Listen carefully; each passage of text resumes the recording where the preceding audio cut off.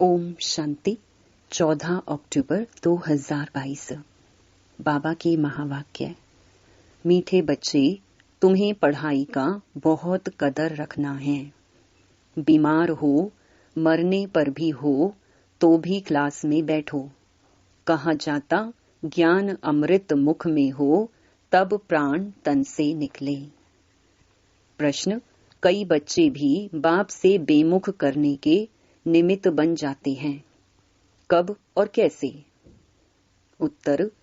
जो आपस में भाई बहनों से रूठकर पढ़ाई छोड़ देते हैं और गुरु के निंदक बन जाते हैं, उन्हें देख अनेक बाप से बेमुख हो जाते। आज अच्छा पढ़ते, कल पढ़ाई छोड़ देते तो दूसरों को कह न सके कि तुम पढ़ो।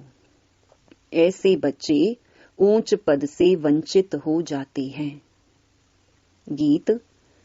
महफिल में जल उठी क्षमा। ओम शांति। गीत का अर्थ बच्चों ने समझा। जिन्होंने यह गीत बनाया है वह उनका अर्थ नहीं जानते। देखो कितने वेद शास्त्र उपनिषद बनाए हैं, परंतु एक भी यथार्थ अर्थ को नहीं जानते। यथार्थ अर्थ न जानने के कारण waste of time, waste of money करते हैं।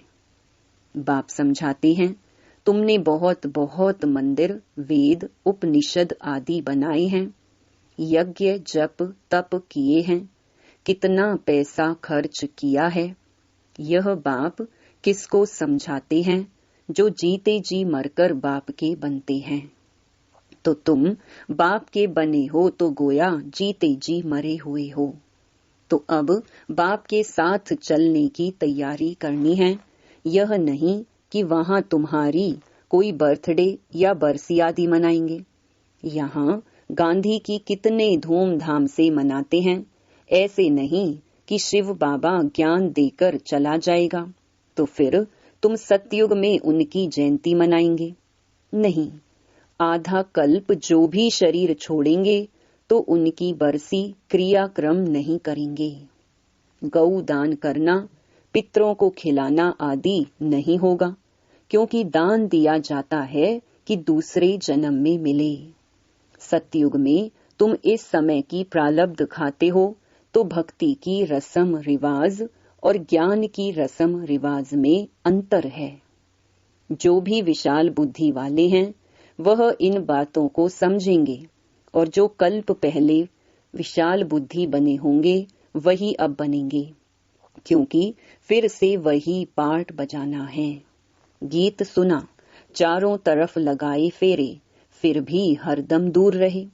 बाप कहते हैं, तुमने भक्ति मार्ग में कितना माथा मारा है, फिर भी मुझसे मिल न सके, क्योंकि जब मैं आऊं तब तो मुझे मिल सको। मैं आता ही हूँ कल्प कल्प संगम युग पर।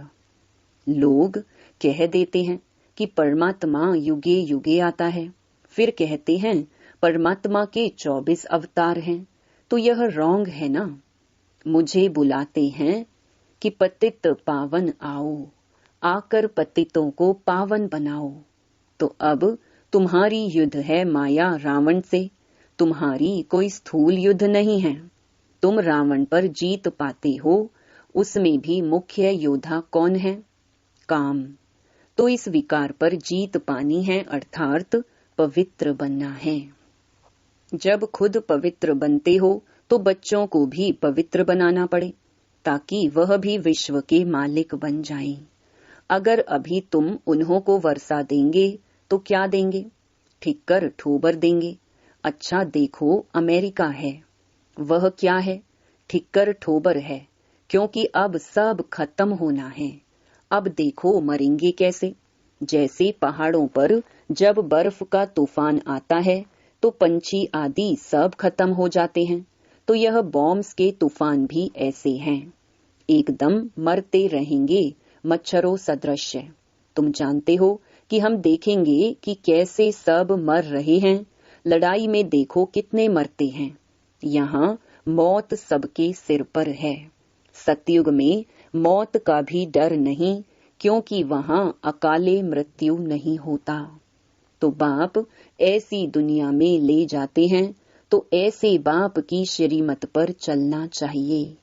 यह सुप्रीम टीचर भी है, तो बच्चों को पढ़ाई पर पूरा ध्यान देना चाहिए।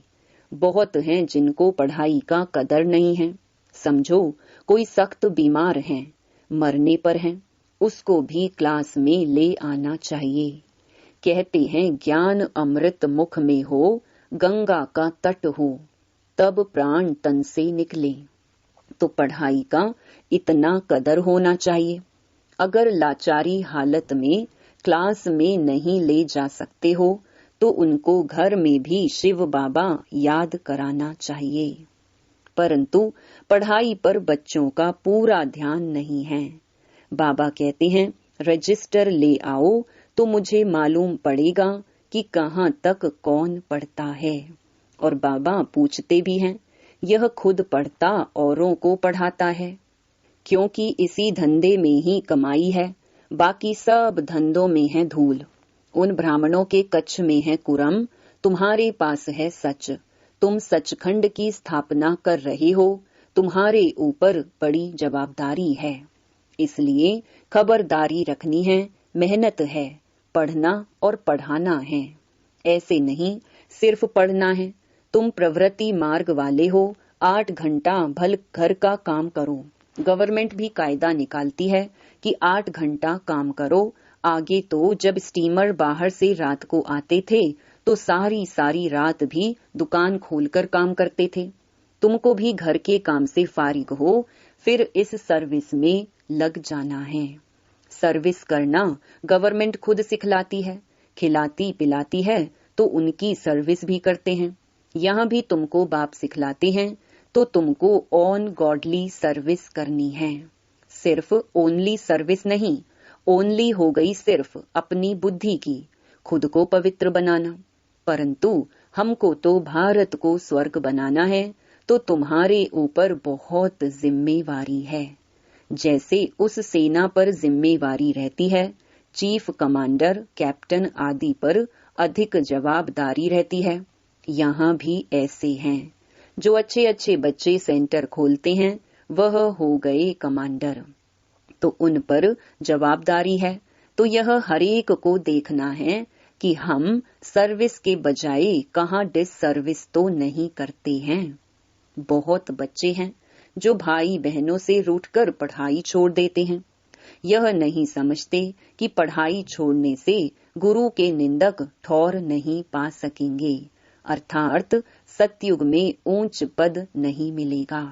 बाप यहाँ बच्चों का रजिस्टर मांगते हैं, उससे समझ जाते हैं। जैसे स्कूल में बाप टीचर रजिस्टर से समझ जाते हैं कि यह बच्चा कहाँ तक पढ़ता होगा।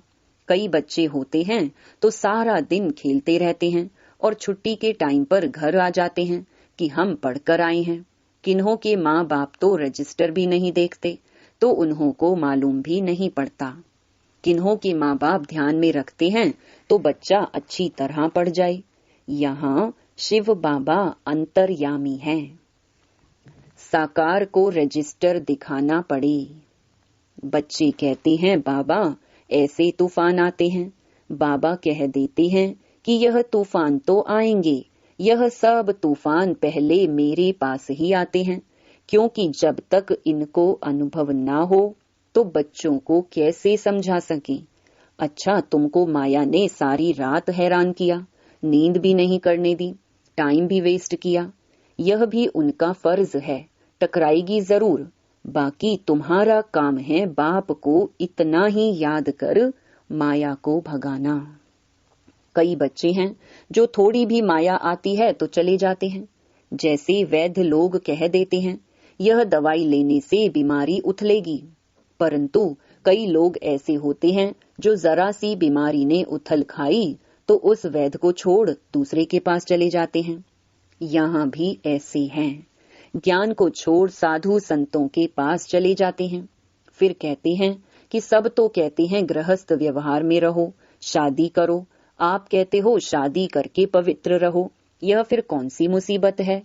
अरे तुम कहते हो हमको गृहस्थ व्यवहार में रहे राजा जनक के मुहाफिक जीवन मुक्ति चाहिए, तो फिर प्रवृत्ति में पवित्र रहना पड़े। कई फिर कह देते बात तो ठीक है, बाकी मंजिल ऊंची है, ऐसा कह डर जाते हैं। ऊंच तो जाना ही है ना। दिलवाड़ा मंदिर में भी हैं कि नीचे तपस्या कर रहे हैं, ऊपर में उनकी प्रारब्ध स्वर्ग है। तो ऊंच मंजिल तो है ही।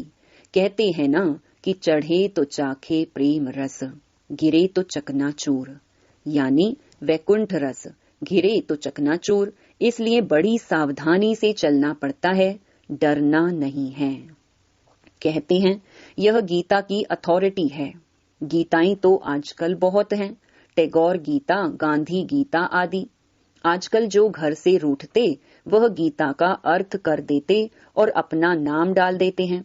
एक गीता में लिखा है कि बैंगन खाने से यह होगा, भिंडी खाने से यह होगा।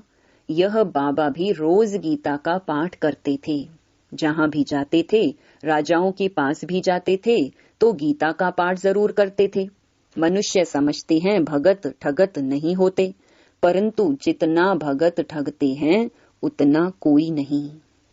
तो बाबा कहते हैं बच्चे, पढ़ाई को नहीं छोड़ना, नहीं तो माया अजगर खा जाएगी, फिर पछताना पड़ेगा। जब धर्मराजपुरी में एक एक जन्म का साक्षात्कार करते सजाएं खाते हैं तो बात मत पूछो। मुक्ति और जीवन मुक्ति को तो कोई मनुष्य जानते ही नहीं, क्योंकि वह समझते हैं कि सुख काग विष्टा समान है। तो समझते हैं कि स्वर्ग के सुख भी ऐसे होंगे, क्योंकि सुना है कि त्रेता युग में भी सीता चुराई गई, तो वह भी दुख है। अब तुम जानते हो कि स्वर्ग में ऐसी बातें होती नहीं। यह भारत की ही कहानी है। बाकी और धर्म वाले इस ड्रामा के अंदर बाई प्लॉट हैं। भारतवासियों के ही 84 जन्म हैं और धर्म वाले तो 84 जन्म नहीं लेते।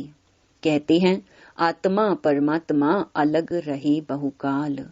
अब इस अर्थ को तो नहीं जानते हैं, गाते ही रहते हैं, जानते तो कुछ भी नहीं। यह ब्रह्मा भी बैगर था ना, इसने भी बहुत गुरु किए हुए थे, परंतु है सब ठगी। तब तो बाप कहते हैं ना, सर्व धर्मानी परित्यज्य। वह इसका अर्थ थोड़े ही जानते हैं। भल गीता पढ़ते हैं, परंतु जैसे जंगली तोते तुम कंठी वाले बन विजय माला में पिरो जाएंगे। दुनिया वाले इन बातों को क्या जाने, उन्हों को अगर तुम लिटरेचर दो तो फेंक देते हैं। वे लोग क्या जाने ज्ञान रत्नों को। तुम बच्चे जो कल्प पहले देवता धर्म के थे, अब वही ब्राह्मण बने हो। जो अब देवता बनेंगे वही कल्प कल्प नंबरवार पुरुषार्थ अनुसार देवता बनेंगे, और तो देवता बन ना सके। यह सैपलिंग लग रहा है ना, वह गवर्नमेंट तो कांटों का सैपलिंग लगाती है। यहाँ पांडव गवर्नमेंट देवता धर्म की सैपलिंग लगाते हैं। कितना फर्क है। जब देवता धर्म का सैपलिंग पूरा होगा तब ही इस पुरानी दुनिया का विनाश होगा। तो विनाश के आसार तुम देख ही रहे हो कि कैसे यवनों और कौरवों की लड़ाई लगनी है। ड्रामा अनुसार नथिंग न्यू, कोई नई बात नहीं है। नहीं तो क्यों कहा कि रक्त की नदियां बहेंगी। कोई हिंदू थोड़े ही आपस में लड़ेंगे। यह वार ही है यवनों और कौरवों की, और हम भी इस युद्ध पर हैं। We are at war. जैसे वहां भी कमांडर देखते रहते हैं ना कि लड़ाई ठीक तरह चल रही है व नहीं, कोई ट्रेटर तो नहीं है। ट्रेटर के लिए बड़ी भारी सजा होती है, तो यहाँ भी ऐसे हैं। अगर कोई बाप का बनकर ट्रेटर बन जाते हैं तो धर्मराजपुरी में बहुत भारी सजा मिलती है। बच्चों ने साक्षात्कार भी किया है। जब काशी कलवट खाते हैं, बलि चढ़ते हैं, तो उस समय अनेक जन्म के पापों की सजा भोगते हैं। फिर दूसरे जन्म में नए सिर से कर्म शुरू करते हैं। मुक्ति में तो कोई जाते नहीं। कहते हैं फलाना पार निर्वाण गया, परंतु जाता तो कोई भी नहीं। बाप को बुलाते हैं पतित पावन आओ। सर्व का सदगति दाता एक ही है। यह तो समझ की बात है ना। बाप आते हैं तो कईयों को गति सदगति दे जाते हैं। परमात्मा ने अब ऑर्डिनेंस निकाला है कि पवित्र बनो। कहते हैं कि दुनिया कैसे चलेगी? अरे तुम कहते हो खाने के लिए नहीं है, प्रजा कम होनी चाहिए, फिर कहते हो दुनिया कैसे चलेगी? तुम बच्चों को अच्छी रीति समझाना चाहिए। अच्छा, मीठे मीठे सिकिलधे बच्चों प्रति माता पिता बाप दादा का याद प्यार और गुड मॉर्निंग। रूहानी बाप की रूहानी बच्चों को नमस्ते। धारणा के लिए मुख्य सार। पहला, घर का काम करते भी समय निकाल रूहानी सेवा जरूर करनी है। अपने को सर्विस बढ़ाने का जिम्मेवार समझना है, डिससर्विस नहीं करनी है। दूसरा, पढ़ाने वाला स्वयं सुप्रीम टीचर है, इसलिए पढ़ाई का बहुत बहुत कदर रखना है। किसी भी हालत में पढ़ाई मिस नहीं करनी है। वरदान, एकाग्रता के अभ्यास द्वारा मन बुद्धि को अनुभवों की सीट पर सेट करने वाले निर्विघ्न भव। एकाग्रता की शक्ति सहज ही निर्विघ्न बना देती है। इसके लिए मन और बुद्धि को किसी भी अनुभव की सीट पर सेट कर दो। एकाग्रता की शक्ति स्वतः ही एक बाप दूसरा ना कोई यह अनुभूति कराती है। इससे सहज ही एकरस स्थिति बन जाती है। सर्व के प्रति कल्याण की वृत्ति रहती है। एकाग्रता के अभ्यास से भाई भाई की दृष्टि रहती है। उसे कभी भी कोई कमजोर संस्कार, कोई आत्मा व प्रकृति, किसी भी प्रकार की रॉयल माया अपसेट नहीं कर सकती।